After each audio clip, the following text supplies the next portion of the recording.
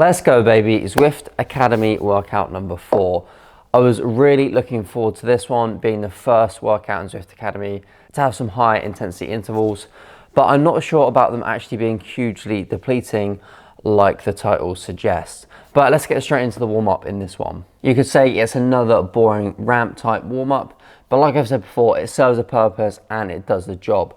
I'm starting to get familiar with the warm-up now, and I find myself kind of zoning out a bit, which I don't know if it's good or a bad thing, but I just seem to chill out in the warm-up, get ready for it, and then we're into it. I have to say though, after doing the pro workouts, I do miss the longer style warm-ups with the primer efforts. I find them much more effective now when I compare them to these 8-minute ramp warm-ups. But I guess it does the trick in a short amount of time.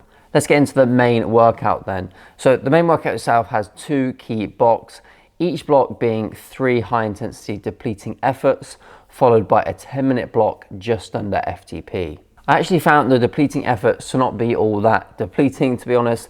The first one is just 20 seconds long, and although it's at 140% of FTP, with it being so short, it's over just as you kind of get into it and get going.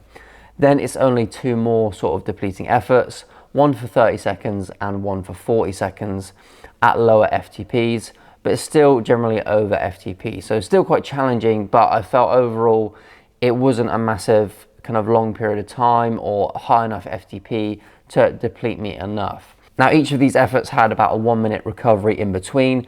So if we think to that kind of work to rest ratio, there's actually a decent amount of rest time. So for me, they felt much more like primer type efforts rather than something that was going to make that 10-minute block much more challenging to hold on to. So I reckon that you can get through these kind of depleting blocks and not actually be too bad. I would be really interested to know though if you did find those intervals before the 10-minute block quite depleting and quite tough, because potentially it means that I've not set my FTP right. But if you're experiencing similar to me, then maybe they're just meant to be more of kind of primer type efforts rather than something that's really going to bite into the legs. But then from here, you pretty much do go straight into a 10-minute block just below FTP. Now, if you have your FTP set right, this is always going to be challenging. But like I said, I didn't massively feel the effects from the intervals beforehand.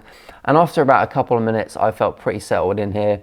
And then it's just kind of mind over matter for the next 8 minutes or so. Not extremely difficult, and I knew I could hold those numbers, which gave me kind of a psychological edge. So if you just get that mindset in check, focus on spinning the pedals and keeping that cadence up, you'll have banked a really good kind of block of work just below FTP.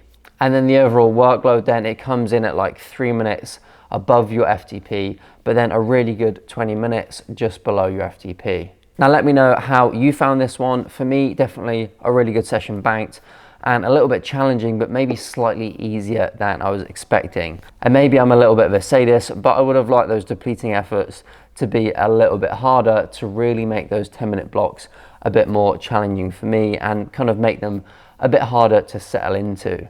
Now we're really into this block of training, which is awesome, and we've just got workouts 5 and 6 to do, which looks like we're going to get some really nice intensity here, and then that should prep us for the baseline ride or the finish line ride.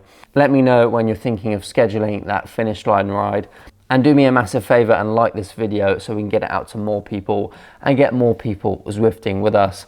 But I'll see you in the next one.